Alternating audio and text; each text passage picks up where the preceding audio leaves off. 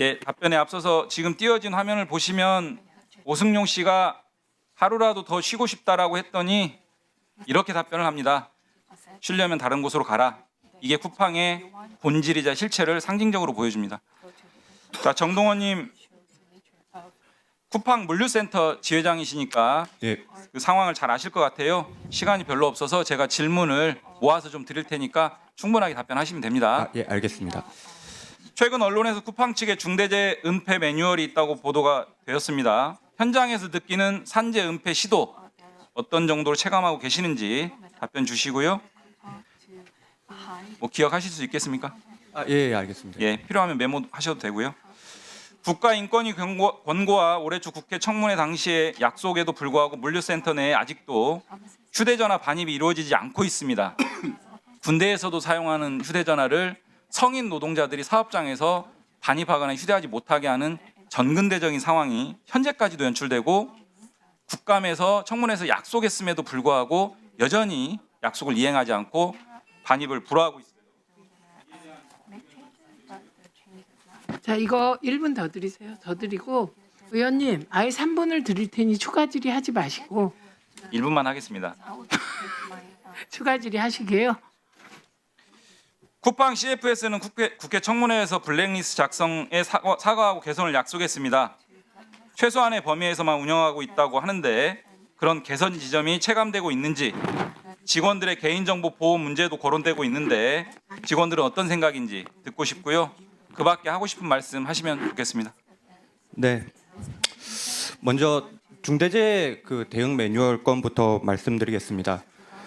실제 물류센터 현장에서 산재 사망 사고가 발생해도 현장에는 부고장 하나가 공유되지 않습니다. 사고 소식을 노동조합이 접하고 사측에 문의해도 고인의 개인정보라는 이유로 알려주지 않습니다. 노동조합도 현장에서 산재 사고가 발생하면은 쿠팡의 산재 은폐 때문에 대응해 나가기 어렵습니다. 많은 케이스는 아니지만 사망자 정보를 확보하고 장례식장 알아내 유족을 찾아간 적이 있습니다. 하지만 매뉴얼에 나온 대로 저희 노동조합이 찾아간 장례식장에는 본사 대응팀이 상주하고 있었고요.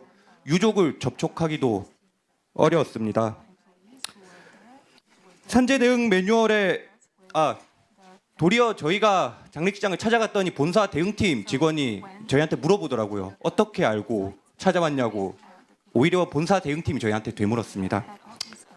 산재 대응 매뉴얼에 관한 언론 보도가 나왔을 때 노동조합이 이전에 경험했던 내용들과 너무나 유사한 점이 많아가지고요. 의심이 확신이 되었던 순간이었던 것 같습니다. 네, 두 번째 휴대폰 반입 관련해서 좀 말씀드리겠습니다. 지난 1월 국회 청문회에서 쿠팡 풀필먼트 서비스 대표이사 정종철 대표이사가 6개월 준비기간 거쳐서 휴대전화 전면 소지를 허용하겠다고 밝혔습니다. 1월 청문회 이후 노동조합이 파악하기로는 휴대전화 10원 반입을 진행한 적도 없고 아직도 승인된 휴대전화를 제외하고 물류센터 현장 내부의 휴대전화 반입이 허용되고 있지 않습니다.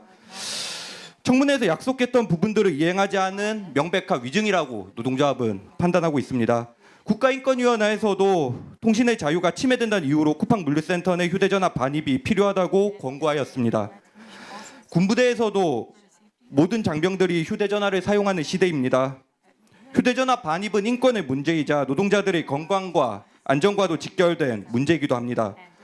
쿠팡은 지난 1월에 청문회에서 한 약속을 조속히 이행하고 쿠팡 물류센터 내 휴대전화 반입을 즉각 시행하여야 합니다. 네, 3번 블랙리스트 관련해서 좀 말씀드리겠습니다. 노동조합은 이 문제와 관련하여 쿠팡에게 되묻고 싶습니다. 지난 1월 국회 청문회에서 쿠팡 풀필먼트 서비스 정종철 대표이사는 블랙리스트 사태에 사과하며 개선책을 마련하겠다고 약속했습니다. 지난 1월 청문회 이후 1년이 지나갔습니다. 노동조합은 그동안 쿠팡으로부터 개선 사항에 관련한 어떠한 얘기도 듣지 못하였습니다. 개선이 되었다면 개선한 내용을 지금 이 자리에서 공유해 주시기 바랍니다. 노동조합 조합원과 간부들도 당시 블랙리스트에 올라와 있었고 블랙리스트 그 자체가 부당노동 행위입니다. 현장의 노동자들은 혹시라도 노조 가입하면은 블랙리스트에 등재되지 않을까 우려하며 노조 가입을 두려워하고 있습니다. 지난 1월 청문회 이후 개선이 되지 않았다면 그것도 지난 청문회에서 약속을 이행하지 않은 것이고 위증입니다. 이 자리에서 완화 조치와 대안을 분명히 발표하거나 블랙리스트를 폐지할 것을 약속해야 합니다. 그리고 고용노동부와 경찰을 포함한 지금 정부 당국에게도 좀 부탁드리고 싶은 게 있습니다. 블랙리스트 공익제보자에 대한 쿠팡의 고소는 지난 1월 청문회 이후 취하는 되었습니다. 하지만 공익제보자에 대한 수사는 계속되고 있습니다. 그리고 노동조합이 블랙리스트 사태를 접하고 나서 고용노동부와 경찰에 고발했던 사례들이 있습니다. 하지만 2년이 지나도록 지금 수사가 지지부진한 걸로 확인하고 있습니다. 여기 정부 당국 관계자들 나와 있는 걸로 알고 있습니다. 신속한 수사해 주시길 약속해 주셨으면 좋겠습니다. 네, 마지막 그밖에 하고 싶은 말들 좀 정리해 봤습니다. 21년 6월 노조 설립 이후 지금까지 쿠팡에서 노동자 활동하면서 많은 어려움들이 있었습니다. 21년 8월부터 오늘까지 4년 반이 넘는 기간 동안 쿠팡의 물류자 회사인 쿠팡 풀필먼트 서비스와 본교섭 39차례, 실무교섭 39차례 진행하였음에도 단체협약 체결을 못하고 있습니다. 빈 껍데기뿐인 사측의 단체협약 안을 받아보는 데에도 몇 년의 시간이 걸렸습니다. 언론에도 나왔듯이 쿠팡과 쿠팡 계열사에는 여러 노동조합이 있고 단체협약, 단체교섭을 진행하고 있는 노동조합들도 있습니다. 하지만 그 어떤 노동조합도 단협 체결을 하지 못하였습니다. 이것은 무늬만 노조를 인정하고 뒤에서는 노조를 무시하는 명백한 쿠팡의 부당노동행위라고 생각합니다. 지난 1월 청문회에서도 쿠팡의 대표이사들은 우리는 노조할 권리를 보장하고 있고 성실히 교섭하겠다 약속했습니다. 하지만 지난 1월 청문회 이후에도 교섭 차수만 늘어나고 있는 상황입니다. 그리고 단체협약 체결을 하지 못했습니다. 노조가 사측으로부터 당연히 보장받아야 할 근로시간 면제, 현장 출입권, 노조 사무실 또한 노조 설립부터 지금까지 사측으로부터 보장받지 못하고 있습니다. 쿠팡이 진정으로 노조를 인정하는 기업이라면, 노조할 권리를 보장한다는 기업이라면 즉각 노조할 권리를 보장하고 노조와의 조속한 단체협약 체결이 필요합니다. 저 지금 6분이 지났거든요. 7분에 들어가고 있으니까 네, 빨리 마치도록 하겠습니다. 마무리해 네. 주십시오. 네, 그동안 노조 간부들에 대한 무수한 징계 해고가 있었고 최근 법원 판결들에서 부당해고, 부당노동 행위로 인정받았습니다. 하지만 복직은 이루어지지 않고 있습니다. 휴게 시간이 없다시피 한 현장에서 노동자들의 투쟁으로 산업안전보건법을 바꿔 폭염시기 휴게 시간 부여가 의무화되자 냉풍기 밑에 온도계를 놔둬 체감 온도를 낮추고 어떻게든 휴게 시간을 지급하지 않으려던 꼼수를 부리는 기업이 쿠팡이었습니다. 노동자들의 생명과 직결되는 휴게 시간 지급도 비용 운운하는 기업이 쿠팡이었습니다. 쿠팡 노동자들의 산재 사망, 과로사가 관심받고 있는 지금 추가적인 휴게 시간 지급은 노동자들의 건강, 안전과 직결되는 생존권입니다. 국회와 정부 당국 그리고 청문회를 지켜보시는 시민들에게 호소드립니다. 쿠팡에서 더 이상의 비극적인 죽음이 발생하지 않으려면 지금의 관심이 단시간에 휘발되지 않고 계속되어야 합니다. 지속적인 관심만이 쿠팡을 바꿀 수 있습니다. 네, 많은 관심 부탁드리겠습니다. 이상입니다. 예, 로저스 씨, 좀 아까 이용우 의원이 그 오승용님 예 산재 지정 받고 이후에 잘 하실 수 있도록 협조하겠냐고 물었습니다. 답하시죠.